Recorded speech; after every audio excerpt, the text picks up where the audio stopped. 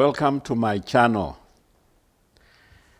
I remember like yesterday sleeping in a police cell, a cold floor after washing it with water and being put back there and dealing with mosquitoes that were heavy. They were big. You would kill a mosquito and I'm telling you the wall would look like you've killed a goat because of the blood. We were so many of us in that room that night. My wife was in the next room, police cell, thicker police cell. We were accused, listen to this, we were accused of planning to overthrow the Kenyan government, the government of Moi. We were accused of planning, training guerrillas to overthrow the Moi government. My. I've never been in, I don't even know how to handle a gun. And here, a letter had come from America that said that this is what I was doing. Let me go to the beginning and tell you, I got a call one day that there was somebody at the airport that needed me to pick him up because the guy, and I'm going to keep the name away from this, the guy that was supposed to pick him at the airport did not show up. But this missionary from America had come because this guy, this gentleman, a Kenyan gentleman, a young man from my home area, had promised him that they were going to work together here. And so he sold out everything in America and he flew out to Kenya. Now, for some reason, this young man had given my phone number to this missionary guy. So at the airport, when he did not see or get his host, he called me and he gave me the story that he was coming to work with so-and-so. This so-and-so is not at the airport. Can you come and help me? So I frantically drove to the airport, Nairobi, and here was this guy with beards and his wife, and they gave me the story, and I said, all right. Because I knew this guy. I knew this Kenyan guy who had promised them all this. I knew he did not have churches. I knew he did not have a ministry in Kenya. So anyway, I hosted them, and we came to Thika and began to do ministry.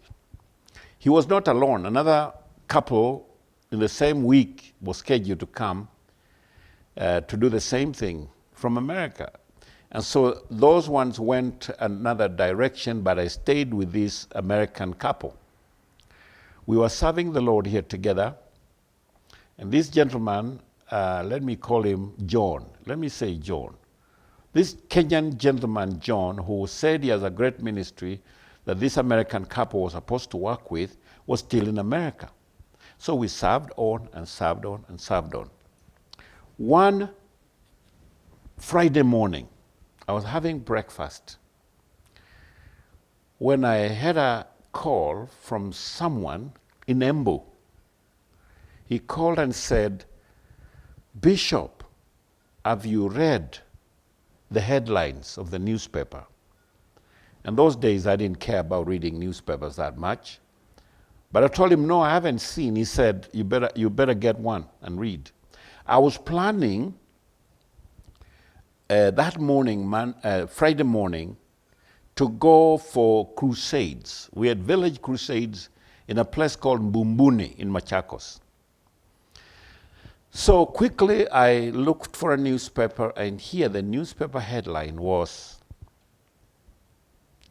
this story about missionaries planning to overthrow the Kenyan government. Now, the day before, this missionary had been given 24 hours to leave the country. And I was questioning, what's all this? Little did I know that the government was after me. But that Friday morning, when I saw the story and I was going for crusades, I quickly, left with the team. I went to the office, my office, and I instructed the secretary, because I knew they would come for me. I instructed the secretary, if you see the government, the police, or anybody, tell them I've gone to such and such a place, they can find me there. So I went and did the same, went to Bumbuni. Preached the whole weekend, Friday afternoon, preached a crusade. People got saved. Saturday preached, Sunday preached. And late Sunday afternoon, we left for Thika after we finished the mission. It was about between 1 and 2 a.m. Monday morning. Yes, it was Monday morning, early in the morning, when a knock on the gate woke me up. It was not a normal knock. Ilikuwa ya fujo. It was, somebody was furious, and they said, police. So I went and opened the gate, and here a policeman came into the house. And they began to search the house. Quickly, they went into every room, found children sleeping, they began to pick newspapers. I used to read the weekly review by a writer, Hilary Bueno, something like that. I used to read, I liked those articles. They picked quite a number of them, brought them in the sitting room, and very soon, they called our house help. Alice was sleeping in another room with the kids. He called, and she was instructed to take care of the children. We are going, and we don't know when we'll come back. So we went to my office.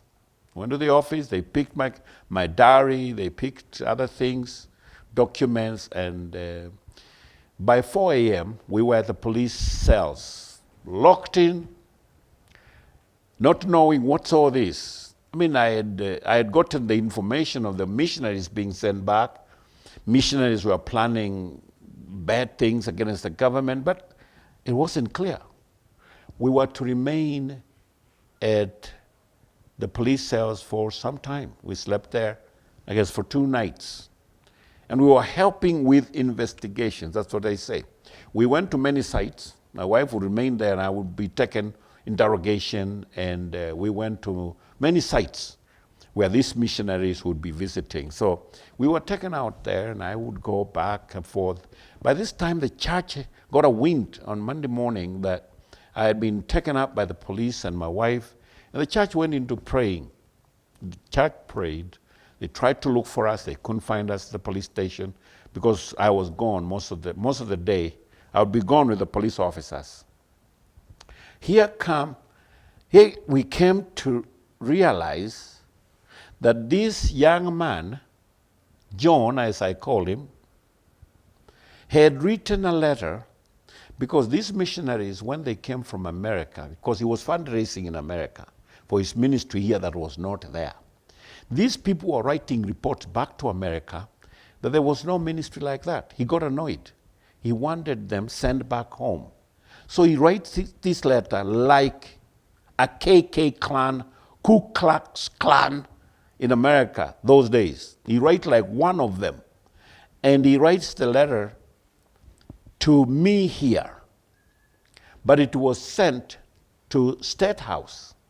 Funny. It was my letter, but it was sent to State House. It was addressed to me, telling me that they have put in my bank account $93 million. And I need to do training and what have you of guerrillas and so forth.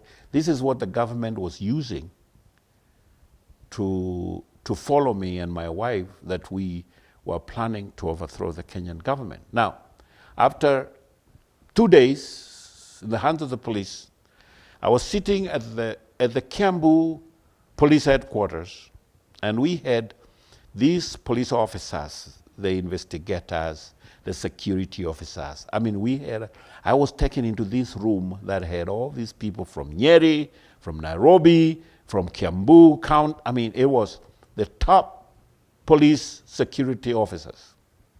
And I went through interrogation. Let me tell you, that one was, at the end of that interrogation, somebody leaned over and said, "Bishop, do you know why we have you here? I said, I don't know. So one of them pulled out a letter, said, we got this letter from America. Reading the letter, John had written, you could tell it was not an American who wrote, it was a Kenyan who wrote. Because we know how they write when they write dollars. We know how they write, all those things. It was a Kenyan. So this guy who had sent the missionaries apparently is the one who had written that letter so that they can be sent back to America. He did not envision us or me, the host, getting in trouble. But I was in trouble, planning to overthrow the Kenyan government. Can you imagine a preacher who has never trained guerrillas? Now, a little bit during that time, some church leaders were not very happy with what God was doing through the ministry, Regions Beyond Ministry. And they were up in arms against us. See, we were building a retreat center. We had begun to build a retreat center for prayers in Guliba, east of here, like 30 kilometers from here. We were building that from 1983. Bishop Bogo was in the center of it, and I had my own land. I donated, and we began to build a retreat center for prayers. Guess what? These church leaders, envious of what we were doing, they began to say, we are building a guerrilla training in Guliba. Never forget when I was called by the African Christian Church of East Africa leaders, the bishops, called me for an interrogation that I was building such. Immediately after this scandal with the police and what have you, I was called for accountability. I sat into that council in Nanyuki, and the accusation was, to them, I was doing that. Here I was building a retreat center for prayers. To them, I was building a training for guerrillas to cause chaos in the country. Interesting. I stuck to my guns. I stuck to my position that I'm building a prayer retreat center, not a guerrilla training. I'll never forget the old bishop getting so upset with me that he sent me out of the meeting to go and wait outside for the decision. So I humbly walked out, went and sat under a tree and waited for a decision. They argued and argued, went back and forth. I was later called after a couple of hours, and I was told, in case you are doing that, we don't believe you can do that, but in case you are doing that, see, they leave up. In case you're doing that, stop. You see, I had probably to decide to stop training, building this retreat center. I was so engaged and involved in training this, in building this retreat center. Every money I got, the very car I told you about, K&K, in my last episode, the K&K 981, was the lorry for transport. It had turned to carry every material that we needed there. We had a rack on top, and we would tie metals, we would tie wood, timber, and we went out there to build the retreat center. Do I stop because of this scandal? Do I continue? For those of you that are praying and being blessed at this retreat center, I want you to know it was not easy. Somebody has slept in the police cells. Because I take you back on that Monday morning after everything, by 7 o'clock, we were told to get out and clean the room. Because some of the men would pee on the floor there, because we were standing. We were standing, you could not sit those many hours. So we would flush water inside, and immediately after doing that, they were big. I've never seen cockroaches that heavy, thick, and fat. They were there. They would come through a little hole there where the men would pee through, They would come in, and then the mosquitoes. We would throw water, and we're told to clean, and then we are told to go back there, inside there. We are standing on water, no shoes. Those of you who are praying at the retreat center today, somebody has suffered a little bit for that retreat center. Somebody's name went around the globe that he was training guerrillas. One night, I got a call from the Washington Post. New York City, Washington Post. I don't know how they got my name. And they wanted to interview me. See, when I left the Kiambu security meeting, I came and I was released on Tuesday, late Tuesday evening. When I was released, they told me that I'm not allowed to be interviewed by any newspaper. Because the police realized they had goofed on that one. It was just somebody out there who was just joking. There was nothing. There was no truth.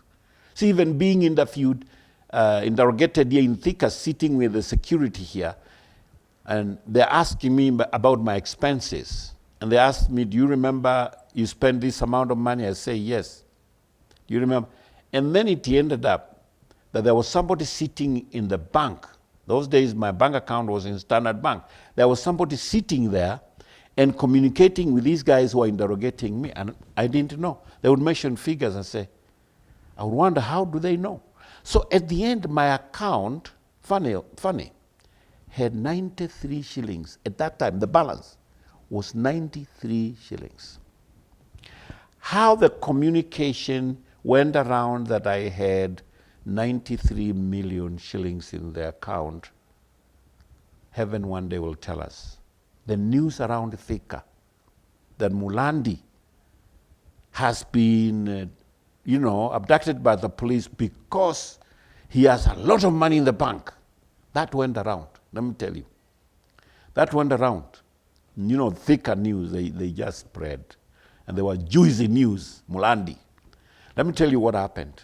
The positive side, our church got a great increase. The graph went like this because people came, when they heard I had been released, people came to see this man. All of a sudden, I was an instant hit. I drew large crowds whenever I was because they wanted to see this man who had a lot of money. The police had to come for him. Whoa. I preached the gospel. There are people in the church today, families in the church today, who can tell you they got saved that year. Because they came to church hearing of my stories, it attracted very many people to come, only to be confronted with the claims of Jesus Christ in the church and getting saved. There was a positive side to it. And now looking back to such a story, I say, great things will come from great sacrifices. A retreat like that today, hundreds of people, thousands of people praying there through the week. When I go there and I'm praying in Goliba, the retreat center, the RBM retreat center, what a feeling. What a feeling where, people don't know, but it comes from such happenings for it to be born to be what it is. I can continue that story, but that is one scandal. And stay on because there are many more. There are a number of other scandals that we'll be sharing with you in the coming episode. Thank you for watching Bishop Mulandi. I hope you have been blessed and inspired by this video. There are many more great videos. Please keep watching, and God bless you. Meet you next time.